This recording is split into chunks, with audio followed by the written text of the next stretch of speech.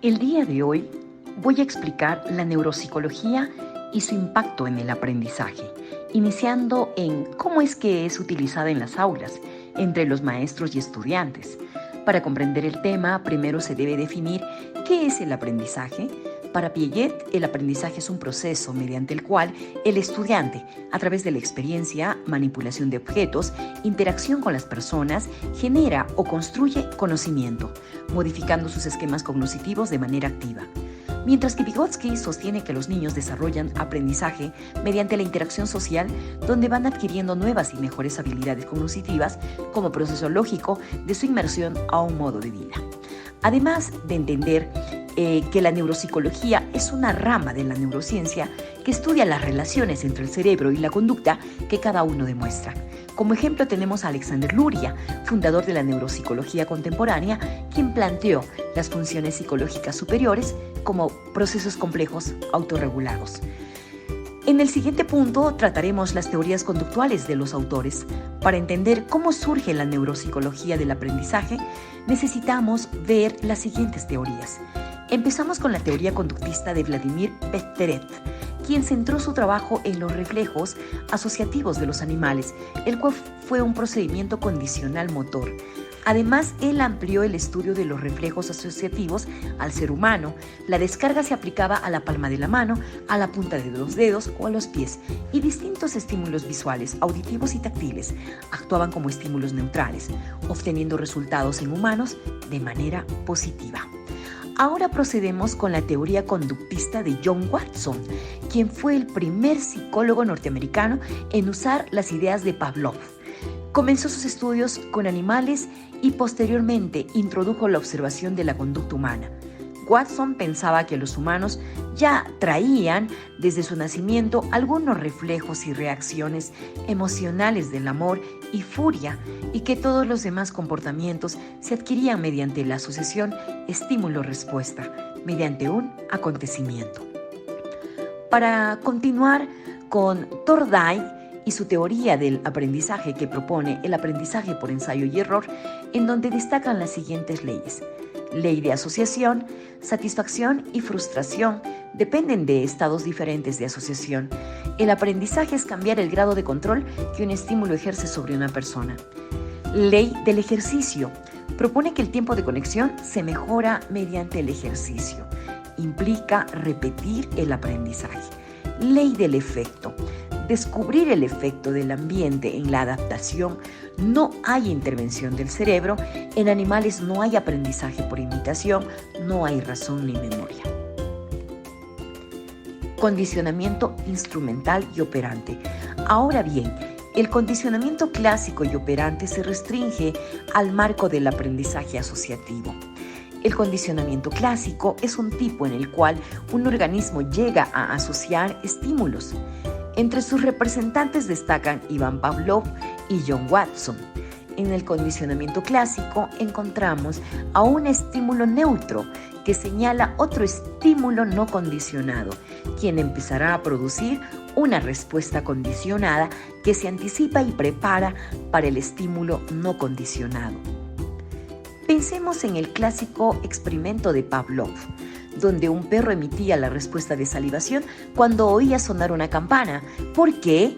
Pavlov observó que los perros salivan de forma natural cuando se les da comida, y a su vez observó que si antes de darle al perro su comida se tocaba una campana y acto seguido se le daba la comida, el perro acababa anticipando su respuesta, salivar, al oír la campana. Es decir, el estímulo neutro provoca una respuesta condicionada, salivar sin la comida. Ahora, en el condicionamiento operante, el sujeto asocia comportamientos con sus consecuencias. Este tipo de aprendizaje aumentará si viene seguido por un refuerzo o disminuye si se le sigue un castigo. Entre los autores más destacados tenemos a Skinner, quien diseñó sus propias investigaciones siguiendo los principios del conductismo. Propuso técnicas de modificación de conducta como herramienta de cambio en las acciones humanas. Los experimentos realizados por Skinner para establecer las bases del condicionamiento operante fueron realizados con ratas y palomas, utilizando su famosa cámara operante, conocida como la caja de Skinner. Se trataba de una caja aislada a prueba de ruidos, con una palanca barra o tecla que al ser pulsada por un animal liberaba comida o agua. Cada vez que el animal pulsaba la palanca, también se activaba un dispositivo que registraba dicha conducta, pulsar la palanca. Continuando con otra teoría contemporánea, recordemos que en 1992 el psicólogo y biólogo Jean Piaget postuló su teoría psicogenética, afirmando que el conocimiento no brotaba de los niños cuando estos maduraban, sino que era construido por el mismo niño una vez que sus estructuras mentales interactúan con su medio ambiente de forma concreta. Para Piaget, el desarrollo intelectual es un proceso de reestructuración del conocimiento. El proceso comienza con una estructura o una forma de pensar propia de un nivel. Algún cambio externo o cambios en la forma ordinaria de pensar crea conflictos cognitivos y desequilibrio. La persona compensa esta confusión y resuelve el conflicto mediante sus propias actividades intelectuales.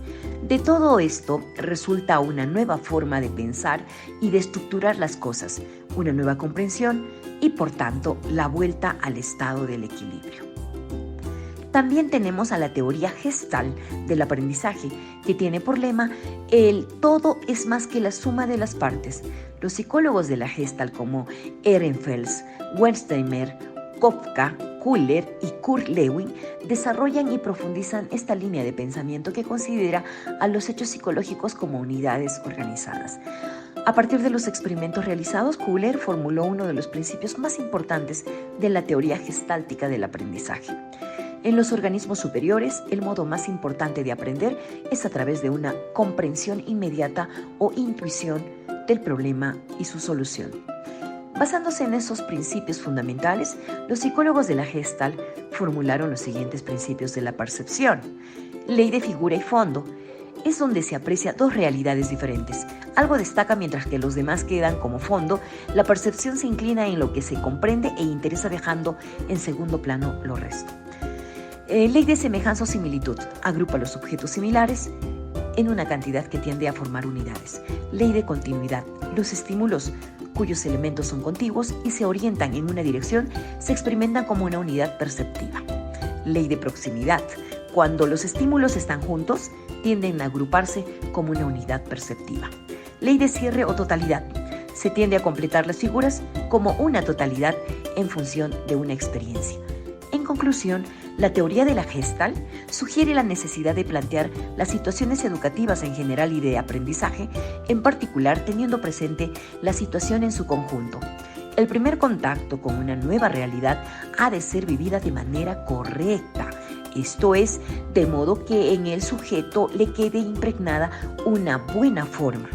Si las primeras experiencias en una escuela o en el aprendizaje de una materia son negativas, será difícil superar luego esa impresión.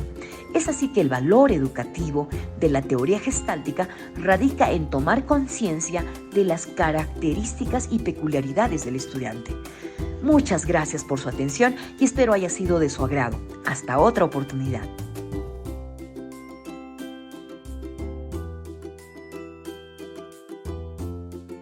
Este es un aporte presentado por el equipo de la Universidad Nacional Mayor de San Marcos, doctora Julia Tevez, quien habla, y Fiorella Chon, Claudia Dávila, Ángela de la Cruz, José Luis Trigoso, Kelly Sagastizabal.